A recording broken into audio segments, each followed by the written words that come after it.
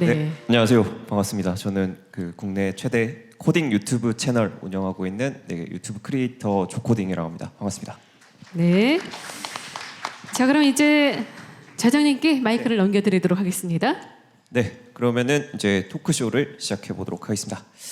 안녕하세요. 조코딩입니다. 여러분들께 이번 토크쇼에 빛나는 패널분들 먼저 소개해 드리도록 하겠습니다.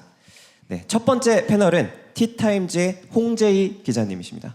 네, 기자님은 다양한 국내외 소프트웨어 트렌드를 꾸준히 보도하며 복잡한 기술 주제를 일반 대중에게 쉽게 전달하는 탁월한 능력을 가지고 계십니다. 반갑습니다. 네. 그리고 다음 한 명씩 한 분씩 소개해드리겠습니다. 네. 다음으로 이진형 교수님을 소개합니다. 네, 이진형 교수님은 스탠퍼드 대학에서 뇌공학과 전기공학을 접목하여 뇌 디지털 트윈을 연구하고 계시며 뇌 건강의 미래에 대한 비전을 제시하고 계십니다. 박수 한번. 네, 다음에 세 번째 패널은 이건복 리드님이십니다. 네, 리드님은 마이크로소프트에서 디지털 혁신을 주도하고 계시며 AI 기술의 개발 및 활용 방안에 대해 깊은 통찰을 가지고 계십니다. 박수 부탁드립니다. 네, 마지막으로 하정우 센터장님이십니다. 센터장님은 네이버 클라우드 AI 이노베이션 센터를 이끌며 초거대 생성 AI 기술의 최전선에서 활동하고 계십니다. 박수 부탁드립니다. 네, 이렇게 오늘 이 훌륭한 분들과 함께 다가올 10년의 기술과 혁신에 대해 깊이 있는 토론을 나눌 예정입니다. 여러분 다시 한번 큰 박수로 환영 부탁드립니다. 네, 그러면은 시작을 해보겠습니다. 먼저 홍재희 기자님. 네, 오늘 연사분들의 훌륭한 강의 함께 들어보셨는데요. 네, 오늘 어떻게 보셨는지 말씀 부탁드리겠습니다. 네, 안녕하세요. 아까 제가 인사를 제대로 못 드린 것 같습니다. 안녕하세요. 네, 티타임 홍재희 기자입니다. 이게 영광스러운 무대에 올릴 수 있게 돼서 너무나 영광이고요. 제가 어제 집에 있는데 갑자기 인터넷이 끊긴 거예요. 그래서 아무것도 되지가 않고 TV도 안 나오고 뭐 컴퓨터도 할 수가 없고 이런 상황에서 한 10분 동안 인터넷이 안 되다 보니까 이거를 우리 집만 안 되나 아니면 전체적으로 망이 끊겼나 이렇게 고민을 하게 됐어요. 그래서 한참 고민을 하다가 CS센터에 전화를 했는데 CS센터에 전화를 오랫동안 이제 시도를 해서 됐더니 메시지가 나오는 게 동네가 다 끊겼다고 하더라고요. 그래서 그때 생각이 든 게 요새 몇몇 통신사들은 저희 집까지 요새 망이 잘 들어오는지 매핑까지는 아니더라도 알려주는 좀 서비스가 있더라고요. 근데 만약에 이 네트워크가 우리 집까지 쭉 전달되는 과정을 매핑을 해서 이게 지금 어디가 문제가 생겼다 아니면 우리 집만 안 된다 이런 게 좀 한눈에 보여졌으면 제가 이렇게까지 시간을 안 썼을 텐데 굳이 CS센터까지 전화를 해갖고 이렇게 해야 됐을까라는 그런 생각을 했었는데요. 그런 이런 디지털 트윈 기술이 있으면 좋겠다라는 생각을 마침 어제 했는데 오늘 이진영 교수님의 디지털 트윈 기술, 뇌까지 복사할 수 있다, 뇌까지 구현해낼 수 있다라는 디지털 트윈 기술을 보면서 이게 디지털라이제이션이 되면 얼마나 지금까지 풀지 못했던 숙제를 풀 수 있지 않을까라는 그런 생각을 해봤습니다. 제가 오늘 이 무대에 올라서 제 역할이 아마 조코딩님이 하시는 그 질문에 이제 좀 첨가 질문을 하는 역할로 알고 있어서 제가 여기 무대에 올라가고 이제 말씀드리는 거는 이게 마지막으로 알고 있어서 조금만 말씀을 드려야 되는 걸로 알고 있는데요. 제가 이제 티타임즈 진행을 하면서 이 생성 AI가 나오고 나서 정말 많은 생성 AI 관련, 그다음에 AI 관련 전문가들을 많이 만나 뵀습니다. 대기업분들, 중소기업분들, 스타트업분들 많이 만나 뵀는데 작년까지만 해도 그분들이 이제 저희를 찾아오실 때 주셨던 말씀은 대체 생성 AI로 뭘 할 수 있을까? 이 AI로 우리가 뭘 할 수 있겠냐? 아까 하정우 센터장님도 말씀을 해주셨던 것 같은데 그런 의견들을 갖고서 우리 전문가들이랑 한번 찾아보자라는 말씀을 많이 주셨었어요. 근데 올해에는 확실히 이게 달라진 게 이 생성 AI를 어디에 쓸 수 있는지에 대해서 구체적인 생각도 갖고 계시고 몇몇 분들은 아예 이걸로 어떻게 비즈니스 모델을 활용할 수 있을지 좀 더 명확해지신 분들이 많이 계시는 것 같더라고요. 그래서 이걸 B2C, B2B, B2G 영역으로 좀 이렇게 나눠서 본다고 하면은 세 영역 다 물론 엄청나게 도전들이 분들을 하고 계시지만 이 제가 봤을 때는 아무래도 B2B 영역이 조금 활발하지 않나, 우리가 눈여겨봐야 되지 않나라고 생각을 해봅니다.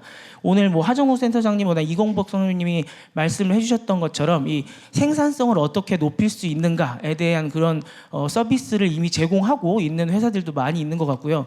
또 여기에 추가를 해서 어떤 회사들은 이 기업들이 버티컬 AI를 만드는 데 있어서 우리가 기술을 그냥 판다거나 아니면 AI 기술이 이렇게 높지 않은 회사인 경우에는 옆에 같이 붙어서 같이 서비스를 같이 제작을 한다거나 아니면 원하는 기능을 제작해 준다거나 이런 쪽으로 이 B2B 시장을 이미 노리고 계시는 분들이 많이 계신 것 같더라고요.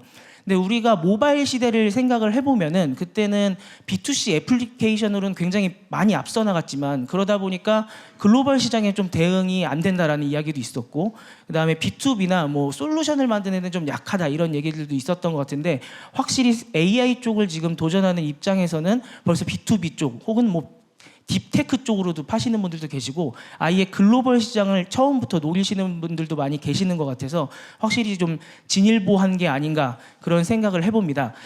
제가 오늘 강의도 듣고 그다음에 이런저런 분들 만나 뵈면서 확실히 생각을 하는 거는 우리가 이런 AI를 어디다 활용할지 또 그다음에 어떻게 혁신을 이뤄낼 수 있을지 생각을 할 때 가장 중요한 건 이 상상력이 아닐까 생각을 해봅니다.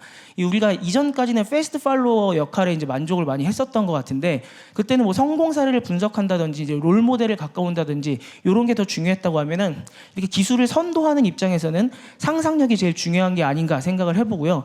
특히나 이 B2B 쪽으로 벌써 해답을 찾으신 AI 전문가분들 이야기를 들어보면은 이미 많이 경험을 통해서 그다음에 그 가설을 세우시고 예측을 하시고 도전해보고 깨지고 또 다시 한번 도전하고 수정하고 이 과정들을 굉장히 빠르게 반복을 하고 계시더라고요. 그 반복만 한 게 아니라 저희한테 와갖고 그 과정을 굉장히 신나게 이렇게 업돼서 설명을 해주시는데 그 얘기를 듣고 나면은 저도 굉장히 같이 설레는 그런 기분을 느낄 수 있었습니다.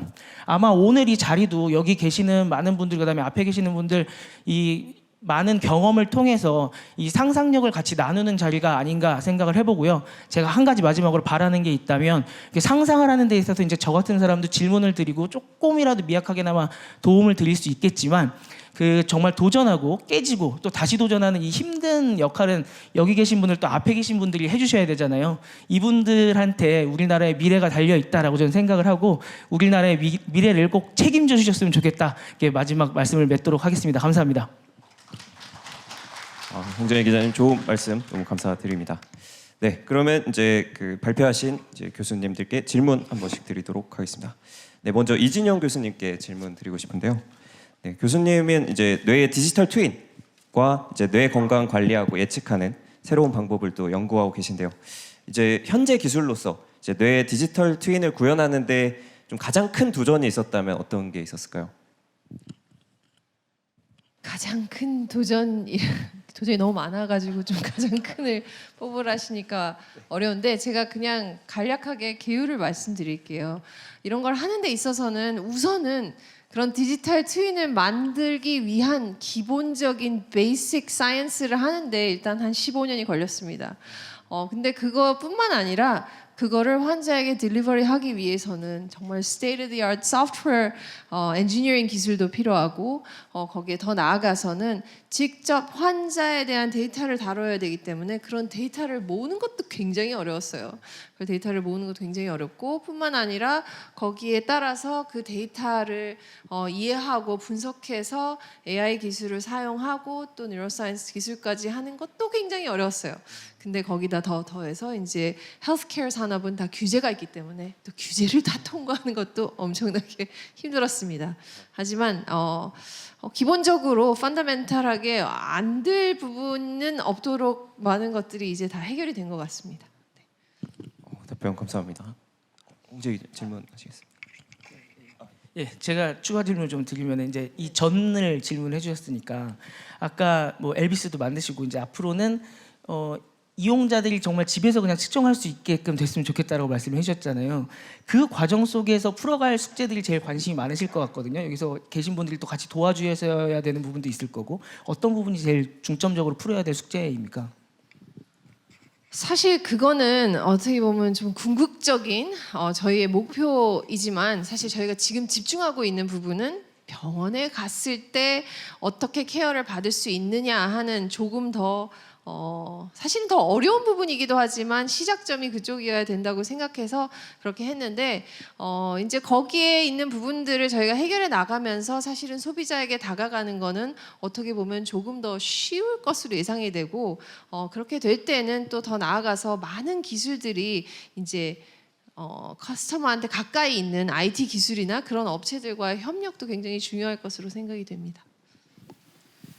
답변 감사드립니다. 네, 추가로 제가 그 발표 보면서 좀 약간 황당할 수 있는 질문일 수 있는데 이제 AI와 뇌랑 비교하신 그 전력 비교하신 게 너무 흥미로웠습니다.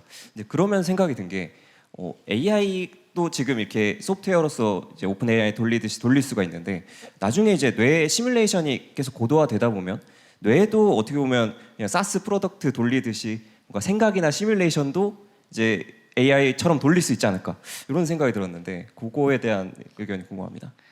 네, 굉장히 상상력이 좋으신 것 같은데, 뭐 궁극적으로 물론 그럴 수도 있지만 저희가 지금 추구하는 바는 AI가 상당 부분 이제 뉴로사이언스에서 인스파이어를 받아서 이런 뉴럴 네트워크 만드는 일을 오랫동안 해왔고 잘 안 되다가 이제 스케일링을 하면서 많은 것이 되기는 했는데 그게 사실은 엄밀한 의미의 뇌에 대한 이해를 바탕으로 한 것은 아직 아니죠. 왜냐하면 뇌를 연구하는 사람도 모르는 뇌에 대한 거를 알고 할 수는 없으니까.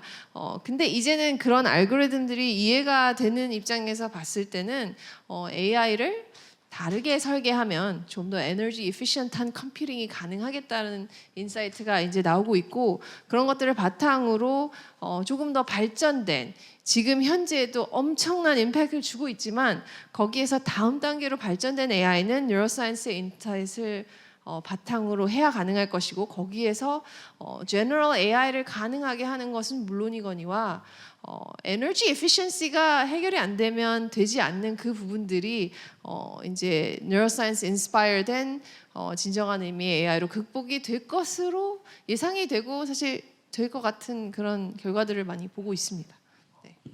네, 답변 감사드립니다.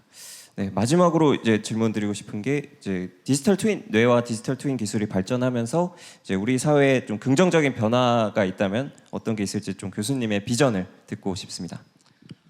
이건 뭐 어떻게 보면 굉장히 명확한 누구나 생각할 수 있는 부분인데요. 지금은 뇌질환, 뭐 AI와 이런 여러 가지 우리가 좀 더 나은 미래에 대해서 논하고 있지만 사실은 많은 사람들은 뇌가 갑자기 고장나서 일상적인 생활도 불가능한 불구가 되는 이런 삶을 겪고 있고 또 가족들이 그러한 삶을 겪음으로 인해서 가정이 파탄나는 경우가 굉장히 많아요. 근데 지금의 상태로 계속 가다 보면 가정이 아니라 지금 국가가 파탄날 수도 있는 정도로 엄청나게 많은 증가세를 가지고 있는 것이 뇌질환인데 이런 것들이 지금까지는 완전히 그냥 전쟁으로 따지면 뇌질환과의 전쟁은 완전 완패입니다. 지금 완패인데 이길 수 있을 것 같습니다. 좋습니다. 좋은 말씀 감사드립니다. 네, 그 다음으로 이제 이건복 리드님께 질문을 드리도록 하겠습니다. 네, 리드님은 이제 생성형 AI 시대의 소프트웨어 개발 및 접근 방식의 변화에 대해서 설명을 해주셨는데요. 이제 생성형 AI가 소프트웨어 개발에 끼치는 좀 가장 중요한 영향이 있다면 좀 어떤 게 있을까요? 뭐 세션에서도 설명을 드렸지만 이 생성형 AI를 통해서 사실 소프트웨어 개발하는 부분들이 아키텍처 레벨에서부터 시작을 해서 실제 테스트 단계까지는 전 과정에서 사실은 개입이 될 거라고 보고 있고요. 각각의 어떤 개입 정도에 대한 부분들은 차이는 있겠지만 정말 소프트웨어 개발에 대한 속도가 극단적으로 빨라질 가능성이 있습니다. 근데 그랬을 경우에 차이가 나는 기업들이 먼저 나타날 것 같아요. 예를 들어 기존에 그냥 일반적으로 10만 라인 코드를 작성한다면 하루에 개발자가 1000라인씩 코드를 작성을 한다면 10명을 투입을 해서 우리 흔히 말하는 공수 계산이라는 거 하고 인건비 계산을 하는 그런 부분들에 대한 공식이 첫 번째 달라질 거고요. 근데 그렇다면 AI를 쓴 기업과 쓰지 않는 기업 간의 가격 단차, 근데 그런 부분들에 대한 불균형, 또 더 나아가서는 기업의 경쟁력까지도 영향을 줄 수 있는 부분들이 저는 있다고 봅니다. 그래서 이 쓰라고 강요를 하지 않아도 누군가가 아니면 어느 조직이 그거에 대한 장점을 누리고 그거에 대한 명백한 차이점이 발생을 한다라면 업계는 신속하게 그러한 부분들에 대해서 도입을 하게 될 겁니다. 근데 문제는 AI라는 문제가 사실은 단순하게 기술적으로 도입을 해야 되는 프로덕트나 상품이 아니라 퍼셉션적인 측면도 있습니다. 우린 절대 안 돼. AI는 못 믿어. AI에서 쓰서는 안 돼라고 하는 그러한 분명히 그러한 도메인도 존재할 수밖에 없고요. 근데 그렇다면 그러한 의사결정이라든지 정책적인 문제에 의해서 뒤처졌을 그 책임에 대한 부분들은 사실 역사나 아니면 시간이 지나서밖에 알 수밖에 없는 거예요. 그런 측면에서 저는 좀 뭐 아까 그 하정우 텐트장님도 말씀하셨지만 좀 그런 면에서 공격적인 어떤 도입에 대한 부분들이 필요하지 않을까 생각이 좀 들고 있습니다. 네. 좋습니다. 그 여기 소프트웨어 정책연구소 쪽에서 아까 미션 중에 하나 또 인재 개발이셨고 또 저처럼 개발 비전문가 입장에서는 아까 이런 코파일럿, 기토브 코파일럿 이런 거 보면 개발을 좀 더 쉽게 배울 수 있지 않을까? 인재 양성이 좀 좋지 않을까? 이런 생각도 좀 해봤거든요. 아까 뭐 보여주신 기토브 코파일럿이라든가 뭐 시멘틱 커널이라든가 이런 게 인재 양성에 좀 도움도 될 수 있습니까? 뭐 당연합니다. 그 서울대 이준환 교수도 그런 얘기를 했고요. 그 HCI 쪽 담당하시는 이런 AI 어시스턴트가 오히려 교육적인 측면에서도 처음으로 코딩을 접하는 사람에게 상당히 큰 도움이 된다라는 그런 연구 결과도 있습니다. 그러니까 숙련자에게도 어떤 단편한 어떤 일반 단편적인 코드에 대한 작성에 대한 시간을 줄이는 것도 있긴 하지만 새롭게 뭔가를 배우고자 하는 그런 프로그래머 입장에서도 그 시간을 단축해 줄 수 있고 명확한 인스트럭션, 뭐 일반적인 랭귀지 모델이 가지고 있는 첫 번째 뭐하고 두 번째 뭐하고 하는 인스트럭션을 가지고 있기 때문에 그 기반으로서 아주 훌륭한, 아주 뛰어난 코드라고 볼 수는 없지만 어느 정도 미디움 레벨의 어떤 그런 결과물에 대한 것들을 통해서 코드에 대한 이해라든지 방법에 대한 어떤 그런 부분들을 쉽게 학습을 할 수 있다는, 즉 인력 양성적인 측면에서 도움이 될 수 있다고 저는 생각이 듭니다.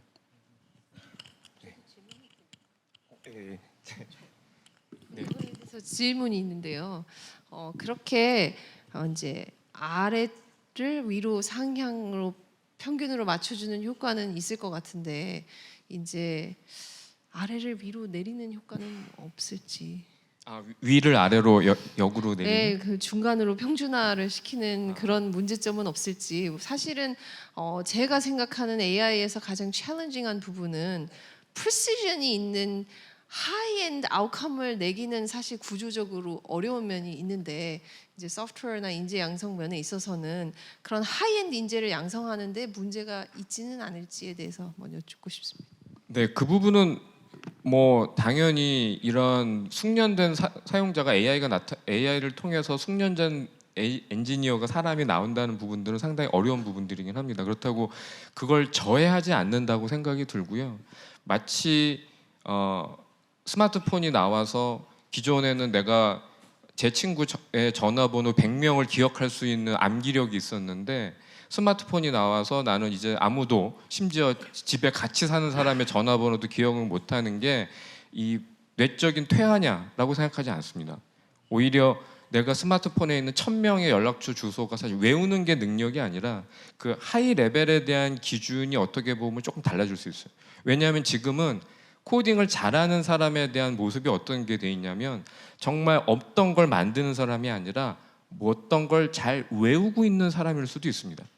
그런 측면에서 본다라면 하이 레벨에 대한 부분들에 대한 것들을 우리 내리는 측면에 대한 것들도 얼핏 보일 수도 있긴 하지만 그 하이 레벨에 대한 기준을 조금 달리 생각을 한다라면 사실 그런 부분들에 대해서는 어떻게 보면 도움이 될지 나쁘진 않지 않을까라는 생각이 듭니다. 그러면 다음 질문 드리겠습니다. 마지막 질문 드릴 텐데요. 그 좀 가장 저 조코딩 채널에서도 가장 많이 걱정하는 부분 중에 하나가 그럼 이렇게 AI가 효율성도 좋아지고 개발도 잘하고 하면은 일자리가 좀 필연적으로 줄어들지 않을까 이런 걱정을 하시는 분들 많고 실제로 뭐 젠슨 황 그 엔비디아 CEO도 뭐 코딩 이제 더 이상 배울 필요가 없다 뭐 이런 말까지 나왔는데 그런 이 개발자 일자리의 변화 혹은 뭐 코딩을 배울 필요 없다 이런 거에 대해서 어떻게 생각하시는지 궁금합니다. 뭐 젠슨 황이 얘기한 거는 좀 약간 극단적으로 그분 스타일이 어떻게 보면 비저널이고 어떻게 보면 미래에 대한 얘기를 하기 때문에 그런 좀 어떻게 보면 극단적인 표현이라고 생각이 들고요. 현재 AI 수준은 사실 사람을 대체할 수 있는 수준은 아니라고 봅니다. 전반적인 코드의 어떤 스트럭처라든지 아니면 라이브러리의 호출 뭐 이런 복잡한 어떤 그런 문제에 대해서는 아직까지는 개입을 못 하고요. 개입할 수 있다 하더라도 어떻게 보면 템플릿 정도의 어떤 그 기능적인 용도에서의 어떤 지원인 거지 사람의 창의성 어떻게 보면 프로그램 코딩도 어떻게 보면 글쓰기입니다. 그래서 AI가 소설을 써줄 수는 있지만 그 소설이 얼마만큼 독창적이고 재밌고 하는 그런 부분들은 여전히 사람의 손을 거쳐야 되고 멀티 그 네스티드한 어떤 프롬프트에서 만들어지는 거지 그냥 단순한 프롬프트에서 만든 코드는 되게 단순할 수밖에 없습니다. 그런 측면에서 인간 개발자를 대체한다 하기 위해서 언젠가는 그 언젠가가 사실 먼 미래일 수도 있기도 하지만 지금 당장 적어도 앞으로 10년 안에서 인간의 어떤 그런 개발자들의 오히려 가장 맨 마지막까지 남아 있을 수 있는 직업은 오히려 AI를 잘 핸들링하는 프로그래머가 아닐까 생각이 듭니다. 네, 그 질문 주신 거 관련해 가지고 그 젠슨 황이 그 얘기를 어디서 했냐면 월드컵 모먼트 서밋의 그 플래너리 톡에서 얘기를 했고 제가 그 자리에 있었거든요. 정확하게 뉘앙스가 앞으로 코딩할 필요 없고 컴퓨터 사이언스 전공이 필요 없다를 주장하고 싶었던 게 아니고요. 코딩이라고 하는 그러니까 프로그램을 만드는 이 전체 펑션이라는 기준으로 보면은 그러니까 도메인 날리지가 있고 그 도메인 날리지를 실현을 하기 위해서 예전에는 모든 코드 한 줄 한 줄 하는 것 자체를 다 알았어야 했다면 이제는 도구가 잘 있으니까 그런 도구를 잘 활용하는 것들 그래서 실제로 프로그램을 만드는 정의가 바뀔 수 있다라는 거예요. 예전에는 사람밖에 못하는 걸 AI가 할 수 있으니까 그런 맥락에서 봐야지 이제 컴퓨터 사이언스 필요 없다 이렇게 해석하는 거는 좀 무리가 있다 이렇게 보시면 될 것 같습니다. 정확한 답변 감사합니다.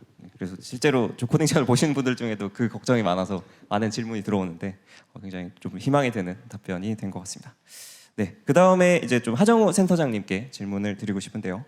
이제 하정우 센터장님께서는 이제 네이버 클라우드 AI 혁신센터에서 그 초거대 생성 AI를 연구하고 계시면서 최근 기술 동향과 2024년 기술 트렌드에 대해 발표를 해주셨습니다. 네, 이때 저는 좀 인상 깊게 본 게 이제 기술 트렌드 쪽에서 멀티모달, 온디바이스 로봇 이런 등등 말씀 주시면서 좀 실세계 밸류를 주는 게 이제 그 트렌드가 될 거다라고 해주셨는데 센터장님 생각하시기에 좀 가장 좀 실세계 밸류를 좀 크게 줄 수 있는 분야나 그런 사례가 있다면 어떤 게 있을지 궁금합니다. 일단 작년부터 가장 먼저 지갑을 열기 시작한 거는 사실 소프트웨어 개발 쪽이었어요. 그 코덱스였죠. 코덱스가 코파일럿, GitHub 코파일럿 프로젝트로 나오면서 실제 개발자분들이 굉장히 유용하게 많이 썼고요. 개발 생산성이 2배 이상 좋아졌고 제 주위에 쓰시는 분들 얘기 그대로 따르면 물론 개인 프로젝트로 씁니다만 손빠른 인턴 2-3명을 데리고 일하는 것 같다라고 할 정도로 이 시니어 개발자분들의 어떤 업무 생산성이 굉장히 많이 좋아지는 것 같습니다. 그리고 가장 빠르게 생성 AI, 특히 글 쓰는 AI 부분에서의 효과가 올라온 건 마케팅 세일즈 쪽이었던 것 같아요. 여기가 좋은 게 할루시네이션에 대한 오버헤드가 없거든요. 그러니까 팩트를 뱉어내는 게 부담이 없는 쪽이잖아요. 오히려 이 창의력이 발휘되면 발휘될수록 좋은 쪽이니까 그게 있는 것 같고 금융권에서도 은근히 로봇 어드바이저의 과거 버전보다 훨씬 더 잘 만드는 것들, 공공 영역에서도 챗봇 스타일을 조금 더 효과적으로 만드는 것들이 가능한 것 같습니다. 바로 이 전화를 거는 민원인들에게 바로 얘기를 하는 게 아니라 원래 중간에 공무원들이 있는데 공무원들도 모든 걸 다 아는 건 아니기 때문에 내부에 있는 많은 시스템들 검색해보고 응대하고 검색해보고 응대를 해야 되는데 그 검색을 중간에 이런 생성 AI가 들어가면 굉장히 효과적으로 빠르게 정보를 제공을 할 수 있어요. 그걸로 대응을 하면 되니까 기다리시는 민원인들도 대기 시간 줄어들고 만족도 높아지고 이 공무원분들도 스트레스를 덜 받게 되고 하는 것들이 있죠. 그리고 게임 업계가 상당히 특히 중국 게임 업계가 그런 사례들이 많이 나온다고 얘기를 하는데 보통 게임을 새로 개발할 때 한 2년 정도 걸리고 그 시간의 대부분은 원화를 만드는 데 걸린다고 합니다. 그 캐릭터 있고 배경화면 있고 아이템 있고 뭐 이런 것들 있지 않습니까? 생성 AI를 쓰면서 그 시간이 대폭 단축이 됐다고 얘기를 해요. 물론 그걸 그대로 쓰긴 어렵다고 하더라도 그걸 모티프 삼아서 바로 뭐 일러스트 같은 거 작업을 쫙 해버리면은 시간을 훨씬 줄일 수 있는 거죠. 이런 사례들이 이미 남아 있고, 그리고 말씀드린 바와 같이 그 어떤 인더스트리도 여기서 헤어나올 수는 없다. 이렇게 말씀드릴 수 있을 것 같습니다. 감사합니다. 네, 이제 아까 발표 중에 이 20위 내 생성 AI 우리나라가 못 든다. 그 이용자 입장에서. 네. 이용자가 많으려면 B2B보다는 아무래도 B2C에 뭔가가 있어야 되잖아요. 네. 물론 지금 회사에서 포지션이 B2B이신 거는 알고 있습니다만 우리나라에서 뭐를 서비스를 많이 쓰려면 역시나 네이버가 뭘 해야 되는데요. 네이버가 이렇게까지 B2C 관련 생성 AI 서비스를 내세워서 우리가 20위 안에 들게끔 해주지 못하는데 뭔가 걸림돌이 많이 있어서 그러신 게 아닌가 싶거든요. 뭐가 이렇게 걸림돌입니까? 일단 그 순위는 전 세계에 나와 있는 50개 생성 AI 툴 기준으로 카운팅을 한 건데 챗GPT도 많이 안 쓰고 있다는 뜻이에요. 제미나이도 많이 안 쓰고 있고. 그래서 사람들이 AI 생성 AI 서비스 자체를 많이 쓰고 있지 않다라는 것 자체에 대한 이슈 라이징을 하는 거고요. B2C 관점에서 저희가 이번에 제대로 녹여 넣기 위해서 조직 개편을 단행을 한 부분들이 좀 있다라고 보시면 될 것 같습니다. 근데 문제는 그런 건 있죠. 자, 생성 AI가 투자가 굉장히 많이 들어갑니다. 그러면 B2C에서는 사실 그 실제로 매출을 만드는 게 아주 쉽지는 않거든요. 여전히 아직까지는 B2C에서는 nice to have를 크게 벗어나지 못하고 있는 것 같아요. 되게 신기하고 있으면 좋은데 내가 굳이 지갑을 열어야 되나? 왜냐하면 챗GPT의 유료 버전이 여전히 그렇게 많이 확대가 안 되는 것들을 고려해봤을 때, 근데 B2B는 생산성 향상이 검증이 되어 있고 생산성 향상을 통해서 나오는 비율을 인건비로 대충 계산기 두들겨 보면은 투자 가능 액수 범위가 나올 텐데 싸요. 실제로 생산성 향상돼서 얻을 수 있는 이익이 이렇게 투입하는데 투자에 들어가는 것보다 싸니까 지갑을 충분히 열 수가 있어요. 그래서 B2B에서 먼저 사례가 나오는 것 같고, 이건 마이크로소프트도 마찬가지인 것 같고요, 구글도 마찬가지인 것 같고, 물론 이제 B2C는 킬러 애플리케이션 누가 먼저 딱 잘 뽑아내느냐 하는 숙제는 여전히 남아 있는 것 같고, 그렇게 봅니다. 그러면 또 추가 질문 드리고 싶은데요. 이거는 이제 최근에 좀 기사로서 좀 논란이 되기도 했던 그 스탠포드에서 HIAI 보고서에서 이제 대한민국의 그 모델이 하나도 포함이 안 돼가지고 저도 너무 안타깝게 봤는데, 이제 하정우 센터장님께서는 이제 대한민국이 3위다라고 아는 곳에서 말씀을 주셔가지고 이게 왜 누락이 된 건지 이런 거에 대한 하정우 센터장님의 의견이 궁금합니다. 네, 이 소속이 스탠퍼드에 계신 이진정 교수님 계신데, 네, 그 어떻게 된 거냐면 제가 좀 찾아보니까 스탠퍼드에 휴먼 센터드 AI 그룹이 있고요. 거기서 이제 AI 인덱스 리포트를 만든 지가 역사가 좀 됩니다. 굉장히 잘 만들어진 보고서예요. 전 세계에서 이 정도로 잘 만들어진 보고서는 영국의 톨토스 미디어가 옥스포드 리서치로 만드는 거랑 거의 투탑인데, 작년까지만 해도 파운데이션 모델이나 생성 AI 관련해서 실제로 직접 조사를 했던 것 같아요. 왜냐하면 그렇게 많이 나오지 않았었으니까. 근데 올해 보고서는 논문을 하나 차용을 합니다. 그 논문이 어떤 논문이냐면 파운데이션 모델 이코시스템 그래프라고 하는 논문이고요. 그 논문의 일저자가 파운데이션 모델이라는 용어를 처음 이렇게 발표한 논문의 일저자이기도 합니다. 본마산이라고. 거기서 보통 이런 리터러처 서베이, 그러니까 문헌 조사해서 이렇게 분석하는 논문들을 할 때는 최대한 많은 연구들을 막 이렇게 찾아서 한다고 하더라도 사실 제한적인 수밖에 없거든요. 조금 더 친숙한 쪽에 여러 가지 연구들을 취합을 하고 찾고 이렇게 하다 보니까, 근데 그 에코시스템 그래프라고 하는 그 논문에서 찾은 연구들 중심으로 그냥 분석을 해가지고 그래프를 만든 거예요. 그리고 그 논문에 안타깝게도 우리나라에 있는 초고대 AI들이 모두 누락이 되어 있는 상태였고, 그래서 그 AI 인덱스 리포트를 만드는 쪽도 그런 이슈가 있는 걸 알고 있어서 따로 주석을 달아놨습니다. 여기에 한국과 중국의 파운데이션 모델들은 누락됐을 가능성이 있습니다라고 달아놓긴 했는데, 근데 문제는 이제 언론으로 너빠좀 퍼져나가면서 이런저런 문제가 생긴 것 같고요. 저는 개인적으로 리터러처 서베이가 굉장히 어렵기 때문에 그런 일이 있을 수는 있다라고 보는 게 첫 번째. 그리고 두 번째는 저희 같은 경우는 어쨌든 논문을 다 써놓고 심지어 EMNLP 발표하고 ACL, 유립스 다 발표가 되는데 누락이 돼서 좀 아쉽긴 하죠. 그런 부분에 있어서는 서운하게 틀림없이 있고, 하지만 네이버 혼자서 이렇게 해서 될 일은 아닌 것 같고 우리나라 국내에 있는 많은 기업들이 더 논문 많이 쓰고 더 GitHub 같은 데서 오픈소스 많이 하고 허깅페이스 모델 많이 올리고 더 많이 알리는 노력도 같이 해야지 우리 안에서 보도자료 내놓고 이벤트 했다고 알아주냐? 그걸 기대하면 안 된다고 생각을 합니다. 감사합니다. 이준영 교수님 마이크 잡으신 게 어떻게? 그냥 제가 한 가지 추가하고 싶은 커멘트가 있어서 그런데요. 물론 하정우 센터장님 말씀이 다 맞는 말씀인데 거기에 하나 추가하고 싶은 거는 사실 그런 데서 누락이 된다는 것은 단순히 그냥 그러한 데이터 포인트뿐만 아니라 사실은 그 소사이티의 영향력이 되게 중요하거든요.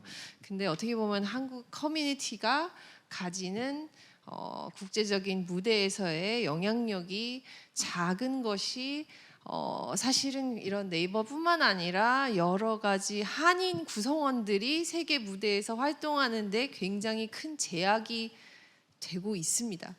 그거에 대해서 제가 그냥 한마디 첨언하고 싶었습니다. 네, 그래서 제가 작년부터 유립스도 그렇고 ICML도 그렇고 오거나이징 커미티에 계속 참여를 하고 있거든요.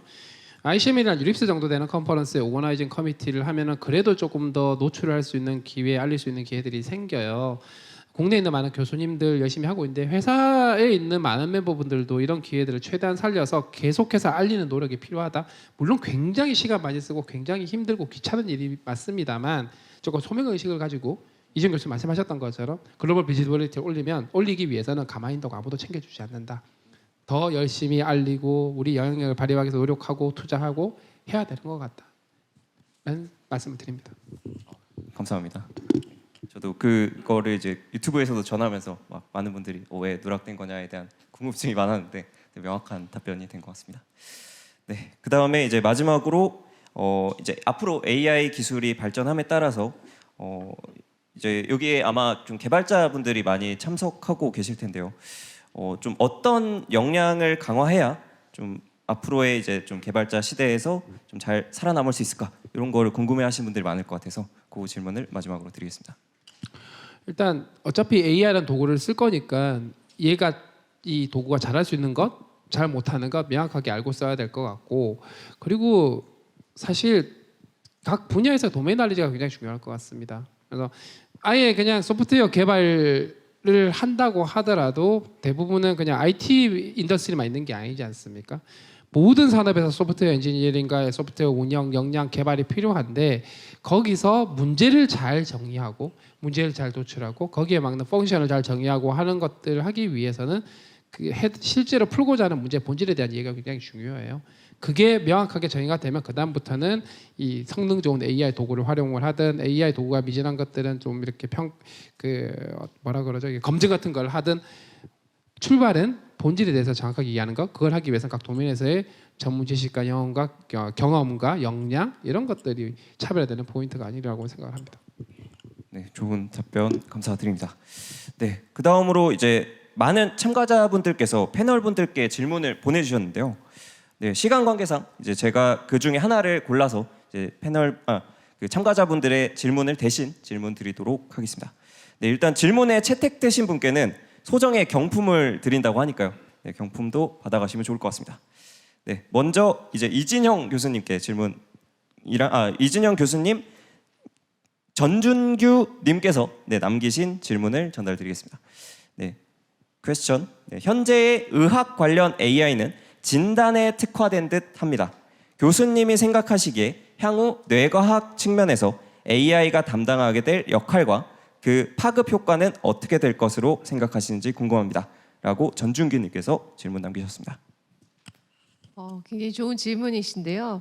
저는 사실 하정우 센터장님의 강의를 들으면서 뭔가 이렇게 AI를 사용하지 않는 사람의 생산성이 바뀌고 이런 것들에 대해서 말씀을 해주셨는데 사실 의료 영역에서는 그런 게 그냥 거의 없는 상태죠. 그래서 거의 없는 상태여서 그런 효과도 당연히 볼 수 있을 거고 거기에 더 나아가서 사실은 의료 영역에서는 그런 AI를 상상하기 어려운 이유가 아예 문제를 못 푸는데 지금 이 자동화가 문제가 아닙니다. 그래서 이제 그런 문제를 풀 수 있게 되어 늘었거든요. 이제 그렇게 되어 가고 있는데 문제를 풀 수 있게 된 상황에서는 모든 것이 이제 또 AI를 통한 많은 자동화가 이루어질 것이고 그게 사실은 다음 단계지. 사실 보통 IT에서 AI를 적용하는 이유는 이미 푸는 문제를 하나씩 자동화하는 그런 단계에 있는 건데 의료에서는 그게 풀지 못한 문제를 이제 풀고 나서 거기에 AI까지 한꺼번에 여태까지 못 푼 문제였기 때문에 이제 풀 수 있게 되니까 많은 기술을 한꺼번에 적용할 수 있는 단계에 있는데 진단뿐만 아니라 사실은 제가 강조를 드리진 않았는데 그런 진단이 근본적으로 문제를 이해하는 것과 관련된 진단이기 때문에 치료 방법과 동시에 연결이 되어 있습니다. 그래서 진단과 치료가 빠르게 진행이 될 수 있을 것으로 생각합니다. 네, 답변 감사드립니다. 네, 그 다음에 이번에는 이건복 리드님께 질문 드리도록 하겠습니다. 마찬가지로 전준규님께서 또 질문 남겨주셨습니다. 네, 그 경품은 저한테 주나요? 그러게요. 경품은 아마 질문자님께 가지 않을까 싶습니다. 네, 그럼 질문 드리겠습니다. 네, 퀘스천. 네, 시장에서는 생성형 AI가 소프트웨어 개발 업무를 혁신할 것으로 기대하고 있습니다. 하지만 현장에서는 아직 그 파급력이 생각만큼은 아닌 듯 싶습니다. 그 원인과 앞으로 관련자들이 풀어야 할 숙제는 어떤 것이 있는지 고견을 듣고 싶습니다. 라고 질문 남겨주셨습니다. 네, 정말 좋은 질문 주셨는데 어저께 저녁에 GitHub CEO인 토마스 돈케가 GitHub 실적에 대한 부분들을 얘기를 하면서 작년 대비 GitHub의 레베뉴가 45% 성장했습니다. 한 회사가 레베뉴가 45% 성장했다는 건 어마어마한 수치고요. 그 핵심 이유가 원인이 되는 제품이 GitHub 코파일럿이었습니다. AI 도구였고요. 전 세계에서 이미 지난 11월에 런칭을 했던 부분들이 6만여 기업들이 현재 사용을 하고 있습니다. 어마어마한 숫자입니다. 한국도 물론 게임사와 클라우드 네이티브 스타트업 위주로 잘 사용하고 있긴 합니다만 일반적인 대기업, 제조업에서의 사용률은 극히 떨어지고 있는 상태입니다. 그 원인에 대해서 물론 한 가지로 콕 집을 수는 없지만 제 생각에는 관료적 보안 정책에 대한 부분들을 사실은 지적하고 싶습니다. AI를 쓰면 특히 더군다나 소스 코드가 그렇게 중요하기 때문에 그 소스 코드가 외부로 연결됨으로써 나가게 됨으로써 우리의 정보가 누출될 거다라는 그런 보안 정책이 잘못된 건 아닙니다. 보안 정책은 반드시 있어야 되고 그거에 대해서 얼마나 투명하게 이 AI 서비스를 하는 회사가 공개를 할 의무도 있다고 생각합니다. 하지만 그런 걸 넘어서 우린 안 돼. 보안적으로 할 수 없어 라고 하거나 아까 한국이 좀 낮다라는 비중도 보게 되면 대부분 국내 기업들 중에서 챗GPT를 막고 있는 기업들이 더 많습니다. 회사의 보안이 누출될 거다. 물론 초창기에 잘못된 어뷰즈된 사용들이 있을 수 있습니다. 그런 패턴들이. 하지만 1%나 2%의 잘못된 사용 때문에 정상적인 98%의 사용자를 잠재적 범죄자로 보는 시각. 개발자가 회사의 코드를 퍼스널 레포지터리에 퍼블리싱 한다는 생각. 그리고 마이크로소프트나 GitHub가 지구를 정복하기 위해서 전 세계 코드를 모아서 학습하고 있다라는 잘못된 생각. 예, 저희 그렇게 했으면 예전부터 아마 지구를 정복했을 겁니다. 네. 지금은 달까지 갔겠죠. 그렇지 않고 있습니다. 그 분명한 정책을 하고 있기 때문에 오히려 이런 생성형 AI가 활발하게 도입되기 위해서는 AI 솔루션을 제공하는 업체들도 잘 해야 되긴 하겠지만 기업의 보안팀과 어떻게 보면 정당하게 요구를 해야 된다고 생각합니다. 지금은. 보안 정책 때문에 못하면 당신의 정책을 어떻게든지 쓰게끔 바꾸는 건 역시 보안팀의 역할입니다. 무조건 안 된다라고 하고 기업의 성장을 막는 것이 보안팀의 역할은 아니라고 봅니다. 근데 그런 측면에서 관료적인 어떤 보안 정책이 오히려 이러한 AI 사용에 대한 부분들을 저해하고 있지 않은가 그렇게 좀 조심스럽게 생각을 하고 있습니다. 좋은 말씀 감사드립니다. 네, 그 다음에 이제 마지막으로 하정우 센터장님께 질문 드리겠습니다. 이번에는 하병욱님께서 남기신 질문입니다. 같은 성씨. 친척분은 아니시죠? 저희 동생분인가요? 형님 동생은 아닙니다. 좋습니다. 네, 질문 드리겠습니다. 네, 네이버의 자사 AI 기술에 대한 보안 대책이라면 외부 공격, AI 모델 복제, 고의적 AI 오작동 유도 등 보안 대책에 대한 방향성이 궁금합니다.라고 남겨주셨습니다. 네, 이미 그 라지 랭귀지 모델이라고 하는 이 기술 자체가 워낙 모델이 크다 보니까 어드버서리얼 어택류의 작은 모델들보다 좀 더 많이 취약한 부분들이 많이 이렇게 보고가 많이 되고 있죠. 그것 때문에 저희가 서울대랑 카이스트를 2021년에 센터를 만들었을 때 가장 중요하게 잡았던 연구 주제 중에 하나가 블랙박스 시나리오에서 공격을 여러 가지로 했을 때 오작동을 하지 않도록 하는 여러 가지 연구들을 많이 진행을 했고요. 이 부분을 현재 독일과 저희 튜빙겐 대학이랑도 함께 연구센터를 만들어 놓은 게 있는데 거기서 또 진행하고 있는 것들이 데이터를 뭐 이렇게 학습한 데이터를 유출하게 하는 것들 가능성 그리고 그걸 막는 것들 또 마찬가지로 어떤 악성 입력을 이렇게 입력을 했을 때 혹은 데이터 컨태미네이션으로 뭔가 튜닝을 잘못했을 때 이상하게 동작하게 하는 이런 것들의 가능성과 해결책을 하기 위한 여러 가지 연구들 많이 진행을 하고 있고요. 그런 것들을 포함해서 저희 내부의 AI 세이프티 리서치 랩에서 저희 내부적으로 하는 것들도 있고 그다음에 외부의 학교들이나 혹은 해외에 있는 글로벌 플레이어들과 함께 굉장히 많은 연구를 많이 진행하고 있고 논문도 많이 쓰고 있다라고 보시면 될 것 같습니다. 그리고 4월 11일, 12일 날 저희가 레드 티밍 챌린지를 진행을 했죠. 주체가 과기정통부, 그다음 TTA, 셀렉트스타 저희 중심으로 진행을 했는데 작년부터 이거 해야 됩니다라고 말씀을 드렸던 게 저희였고요. 저희 내부적으로 레드 티밍을 하긴 합니다만 회사 내에 있는 분들의 상상력이라는 게 아무래도 다양성이 떨어지죠. 그래서 외부에 오픈을 해서 훨씬 더 많은 분들이 이렇게 공격을 하게 하는 거죠. 프롬프트로. 이게 실제로 작년에는 데프콘에서 그걸 하기도 했었고 그리고 이번에 저희가 해보니까 700분 정도가 진행을 했는데 저희가 확보한 쿼리가 19,000 쿼리를 확보를 했어요. 이 많은 분들이 정말 창의적입니다. 이런 것들을 확보를 한 다음에 또 추가 학습을 하면 훨씬 더 안정적인 모델을 만들 수 있겠죠. 계속해서 창과 방패 싸움으로 흘러가게 될 것 같은데 이거는 저희 내부적으로도 그리고 외부 협업을 통해서 글로벌 생태계와 함께 계속 안전하게 만들어가는 노력을 하고 있다. 이렇게 보시면 될 것 같습니다. 네, 귀중한 답변 감사드립니다. 네, 그러면 이제 오늘 우리는 디지털 트윈 기술 그리고 AI 시대 소프트웨어 개발 변화 그리고 초거대 생성 AI의 영향 등에 대해서 이제 깊이 있는 논의를 나눴습니다. 이제 각 세션에서는 우리의 기술의 최신 동향과 이 기술들이 사회 산업에 미치는 영향에 대해 배울 수 있었는데요. 우선 이제 여러분들의 적극적인 참여와 귀중한 질문 감사드리고요. 네, 오늘 토론이 여러분들에게 새로운 통찰을 제공했기를 바라며 앞으로도 이제 지속적인 관심과 지원을 부탁드리겠습니다. 네, 그러면 인사드리겠습니다. 감사합니다.